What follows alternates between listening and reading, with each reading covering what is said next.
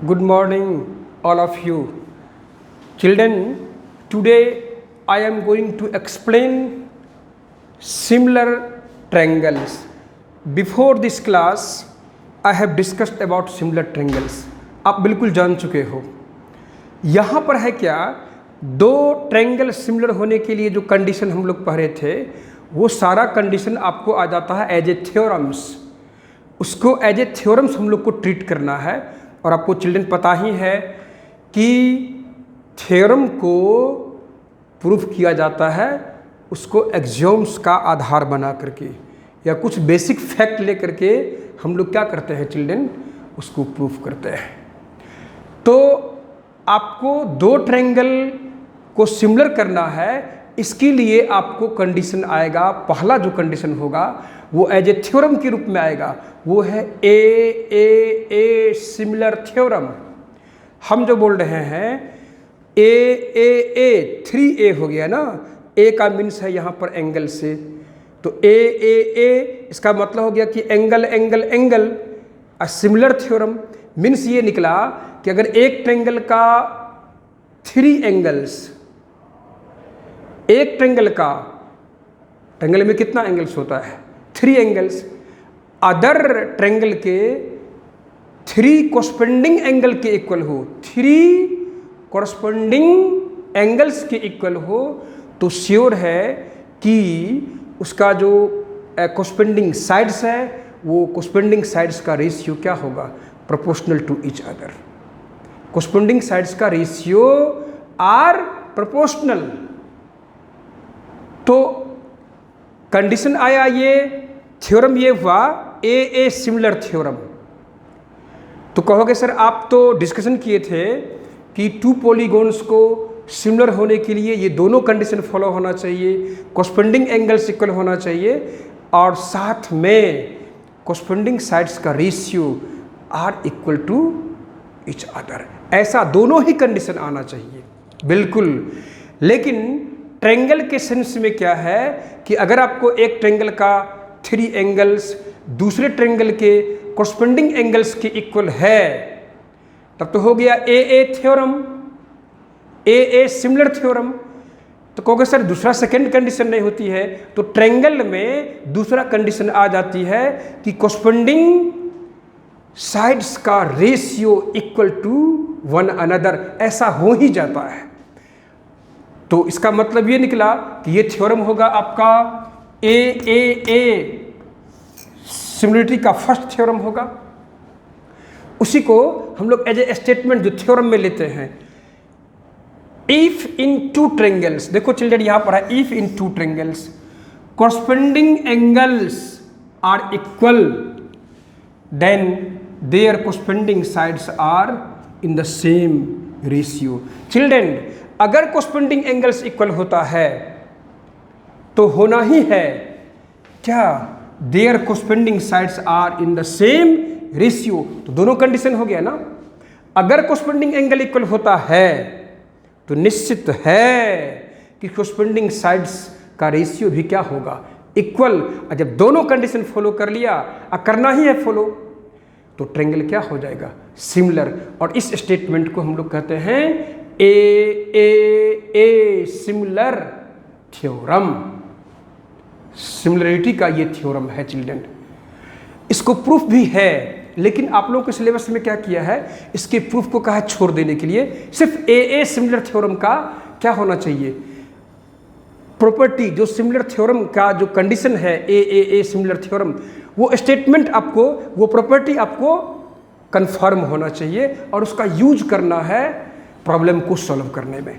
तो एक क्या निकला थ्योरम चिल्ड्रन, ए फिर से सुन लो, ए सिमिलर थ्योरम. क्लियर हो गया ना. If in 2 triangles corresponding angles are equal, hence then their corresponding sides are proportional to each other and in this case triangles are similar to each other. Second theorem है children. अब ठीक से देखोगे ध्यान, इसका सेकेंड थ्योरम है. कहोगे sir theorem तो स्टेटमेंट्स होती है जो किसी न किसी बेसिक फैक्ट से प्रूफ होती है. बिल्कुल सही. तो सेकेंड आपका थ्योरम है SSS सिमिलर थ्योरम। तो SS का मतलब क्या निकला चिल्ड्रंस? SS का मतलब यहां पर हो गया साइड साइड साइड।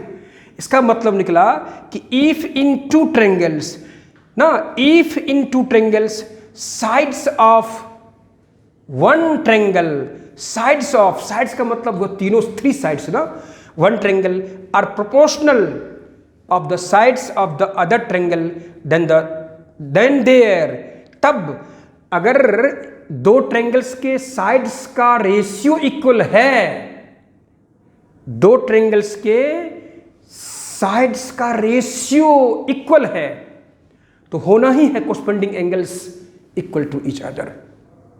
तो ट्रायंगल के केस में ये होता है कि आप रखे कि एक ट्रायंगल का साइड्स ना और दूसरे ट्रायंगल्स का भी साइड लिए और उसमें आप ले आए साइड्स का रेशियो, कोरस्पोंडिंग साइड्स का ratio are equal to one other, तो होना ही है कोरस्पोंडिंग एंगल्स क्या होगा children? Corresponding angles are equal. और उस केस में दोनों कंडीशन को फॉलो कर लिया, दैट मीन्स ट्रायंगल क्या होगा? Similar to each other. तो इसको हम लोग बोलते हैं SS सिमिलर थ्योरम। ये भी प्रूफ नहीं करना है। फॉर बोर्ड एग्जामिनेशंस के ख्याल से जो सिलेबस कर्टल किया गया है उसके हिसाब से ये इसका थ्योरम प्रूफ नहीं है, नहीं करना है प्रूफ, लेकिन करना नहीं है। हम लोग ये स्टेटमेंट को जान लें, इस प्रॉपर्टी को जान लें और इस प्रॉपर्टी के बेस पर हम लोग क्या करेंगे? प्रॉब्लम सॉल्व करेंगे। तो दो हो गया clear theorem, A similar theorem. दूसरा क्या हो गया? SSS similar theorem. और तीसरा आपको निकला SAS similar theorem, similarity theorem.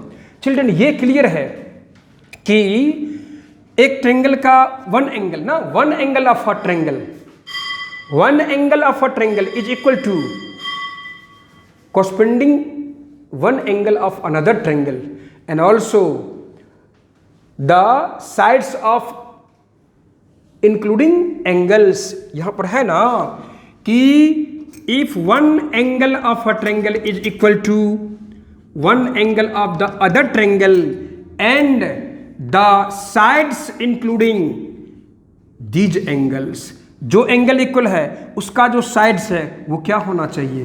Proportional. तो इस केस में आपका ट्रायंगल क्या होगा? सिमिलर। यानी एक ट्रायंगल का एक एंगल दूसरे ट्रायंगल का भी वन एंगल इक्वल है। अब वो जो एंगल बना जिस साइड से ना, फर्स्ट ट्रायंगल का जो एंगल है जिस साइड से बना है और दूसरे ट्रायंगल का जो एंगल इक्वल है वो जिस साइड से बना, वो साइड्स क्या होना चाहिए? प्रोपोर्शनल। तो उस थ्योरम को हम लोग बोलते हैं SAS सिमिलर थ्योरम। चिल्ड्रन इसी को हम लोग अब डायग्रामिक स्टडी कर लें।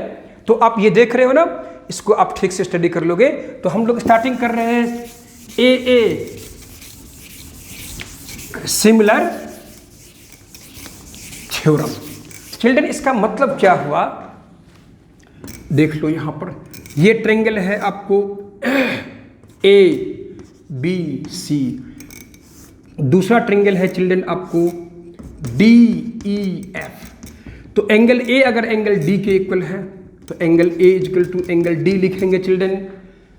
एंगल B ये आपका एंगल E के इक्वल है तो angle B equal to angle क्या होगा? E। और एंगल C किसके इक्वल? एंगल F के इक्वल, तो angle C equal to angle F। Children कहोगे सर ये corresponding side, corresponding angles equal है। Corresponding angles are equal to one another. जब कोरस्पोंडिंग एंगल्स इक्वल होगा तो श्योर है कि कोरस्पोंडिंग साइड्स का रेशियो भी क्या होगा? इक्वल्स होना ही है। यानी आप यहां पर लिख सकते हो देन, इस कंडीशन पर ये अपने आप आ जाएगा। क्या आ जाएगा? तो AB बाय DE। हम बताए थे आपको कोरस्पोंडिंग साइड्स क्या होती है? इक्वल एंगल्स का opposite side. Angle C equal to angle F, तो एंगल C का अपोजिट साइड AB और एंगल F का अपोजिट साइड क्या होगा? DE। ये टू साइड्स कहलाएगा आपको कोरस्पोंडिंग साइड्स और उसका रेशियो। सिमिलरली एंगल A का अपोजिट साइड BC और एंगल D का opposite side EF। So these two sides are known as corresponding sides. So here BC by EF and also AC by DF। यहां पर क्या हो गया? Corresponding sides are proportional to each other. Corresponding sides are proportional, तो triangle हो जाएगा आपका क्या, triangle A B C similar to triangle क्या हो जाएगा, डी ई एफ। इसका भी यूज कर सकते हैं हम लोग, इस थ्योरम का यूज कर सकते हैं क्या करने में, दो ट्रेंगल को सिमिलर करने में। देखो चिल्ड्रन, यहां पर एक प्रॉब्लम बता रहे हैं हम आपको। हेयर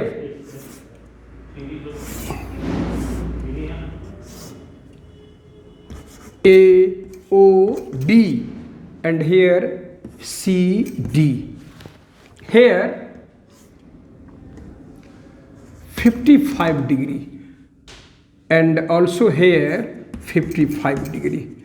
अब ये चिल्ड्रन है आपका दो ट्रेंगल देख रहे हो ए ओ बी, और क्या ट्रेंगल देख रहे हो आप, देख रहे हो डी या सी डी ओ। अब यहां पर आपको प्रूफ करना है, to prove triangle A O B similar to triangle क्या होगा, सी ओ डी, ये प्रूफ करना है चिल्ड्रन। यहां पर हम लोग इस थ्योरम का यूज कर सकते हैं। कैसे यूज कर सकते हैं वो आप देख सकते हैं। हम इसको रिमूव करते हैं, यहां से हटाते हैं। अब आप देखिए इस पर, इसको हम प्रूफ कर रहे हैं चिल्ड्रन। आगे आपका चिल्ड्रन, आपको ये फिगर देख रहे हो, इसमें triangle A O B and triangle क्या होगा आपका, वहां देख लीजिए सी ओ डी। अब यहां पर फोकस करना है कि एंगल बी है आपका 55 डिग्री और एंगल डी भी कितना है 55 डिग्री। तो ये तो लिख ही सकते हैं ना, angle B is equal to angle D कितना 55 डिग्री, इक्वल हो गया चिल्ड्रन। और भी इक्वल हो सकता है, आप सोचो तो और कौन सा एंगल इक्वल होगा। तो आप सोच सकते हो ये जो एंगल और यहां जो देख रहे हो ये दोनों एंगल, कौन सा एंगल है, वर्टिकली अपोजिट एंगल। कौन सा एंगल है, वर्टिकली अपोजिट एंगल, और vertically opposite angles are equal to one another. So हम लोग लिख सकते हैं यहां पर angle A O B is equal to angle C O D, vertically opposite angles.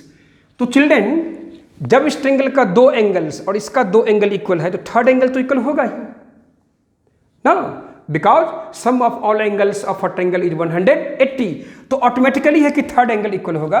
तो यहां लिख सकते हैं चिल्ड्रंस, जो एंगल ए गिवन, तो ये आपको वर्टिकली अपोजिट एंगल, ये गिवन था 55। आप थर्ड एंगल के बारे में लिख सकते हो O A B is equal to क्या होगा, एंगल ओ सी डी, ये होना ही है। तो थ्री एंगल्स ना, corresponding angles are equal to one another. Angle B is equal to angle D, ये दोनों एंगल वर्टिकली अपोजिट एंगल्स, और angle A is equal to angle C, ये आपका sum of all angles of triangle की property से आ जाएगा। यानी यहां लिखेंगे हम लोग बाय ए सिमिलर थ्योरम से क्या होगा चिल्ड्रन, सिमिलर हो जाएगा ना। तो क्या लिखोगे, triangle A O B similar to triangle, बताओ ए है आपको सी के इक्वल ना, तो इसलिए सी का ये ए वर्टेक्स है तो यहां पर सी आएगा, ओ और डी, ये आपको प्रूव करना था। ऐसा लिख सकते हैं हम लोग, समझो चिल्ड्रन ना।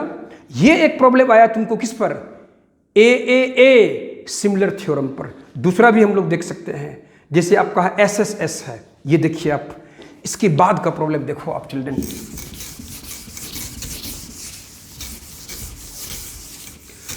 अब यहां पर हम लोग देख रहे हैं ये ट्रायंगल आपका है ए बी सी, और आपका अनदर ट्रायंगल ये है डी ई एफ। चिल्ड्रन, इसमें गिवन है आपको ए बी 8 सेंटीमीटर, सपोज कीजिए ए बी 8 सेंटीमीटर, और यहां पर डी ई सपोज हम लोग कर रहे हैं, आपको ये आ रहा है, आपको सपोज करो कि 10 सेंटीमीटर। तो ए बी 8 सेंटीमीटर और डी ई कितना है 10 सेंटीमीटर। यहां ले रहे हैं हम लोग ये आपको 8 सेंटीमीटर देख रहे हो चिल्ड्रन कि नहीं, ये 8 सेंटीमीटर है और यहाँ भी ले रहे हैं हम लोग कितना 10 सेंटीमीटर, और यहाँ पर AC भी ले रहे हैं हम कितना 8 सेंटीमीटर, और यहाँ DF भी कितना ले रहे हैं 10 सेंटीमीटर। तो चिल्ड्रन तुम क्या करोगे, इसको करना है सिमिलर टू प्रूफ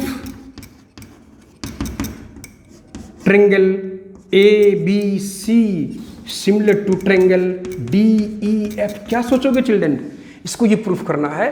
तो आप क्या कीजिए, जब प्रूफ में आएंगे तो ब्रेन में आपको होगा कि ट्रायंगल को सिमिलर होने के लिए कितना है थ्योरम।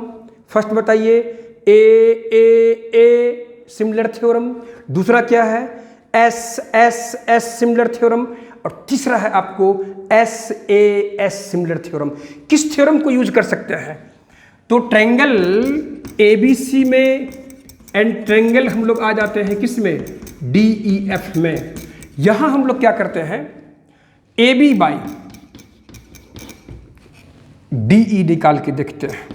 तो AB बाई DE कितना आएगा आपको 8 सेंटीमीटर बाई कितना 10 सेंटीमीटर, ये आ जाएगा आपको 4/5।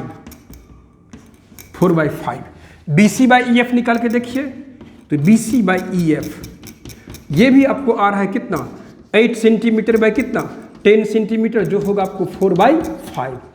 थर्ड बच रहा है साइड आपका AC, तो यहां पर हम निकाल के देखेंगे AC बाई DF, तो कितना आएगा 8 सेंटीमीटर बाई कितना 10 सेंटीमीटर, दैट मीन्स 4/5। क्या कहोगे childrens, in two triangles the sides are proportional to, in two triangles the sides are what, the ratio of the sides are proportional to each other, the ratio of the sides are proportional to each other, that means हम लोग लिख सकते हैं यहां पर children देखोगे AB by DE is equal to क्या लिखेंगे चिल्ड्रन BC by EF, उसके आगे क्या लिखेंगे चिल्ड्रन AC by DF। तब तो यहां पर कहोगे ना corresponding sides are proportional to each other, यहां लिखना पड़ेगा corresponding sides are proportional to each other, यानी यहां पर corresponding sides का रेशियो क्या है इक्वल है आपको। तो ये थर्ड कहोगे सर ट्रायंगल को तो सिमिलर होने के लिए एक कंडीशन बन रहा है कोरस्पोंडिंग एंगल्स इक्वल, जैसे ही corresponding sides are proportional that means ये क्लियर है कि इसका कोरस्पोंडिंग एंगल्स भी इक्वल हो जाएगा।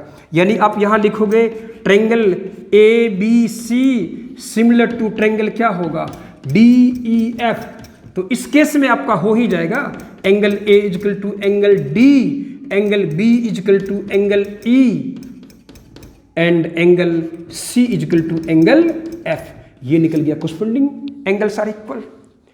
तो चिल्ड्रंस मेन क्या हो गया आपको यहां पर हम लोग को डिस्कशन करना, जो इस चैप्टर में जो है आपको 3 थ्योरम हुआ। फर्स्ट बताइए फिर अगेन A सिमिलर थ्योरम है, थ्योरम आपके ब्रेन में आएगा, चाहिए हमको उसका प्रूफ, बट अभी का जो सिलेबस है आप लोगों के लिए खास करके उसके प्रूफ को हटा दिया है। तो हम लोग भी कोशिश किए हैं कि थ्योरम आप जान लो और उस पर प्रॉब्लम सॉल्व करना जान लीजिए। उसके बाद है आपका SS सिमिलर थ्योरम, वहाँ भी वो स्टेटमेंट्स है और हर थ्योरम का प्रूफ है, लेकिन आपको उस क्या किया है थ्योरम का प्रूफ हटाया है।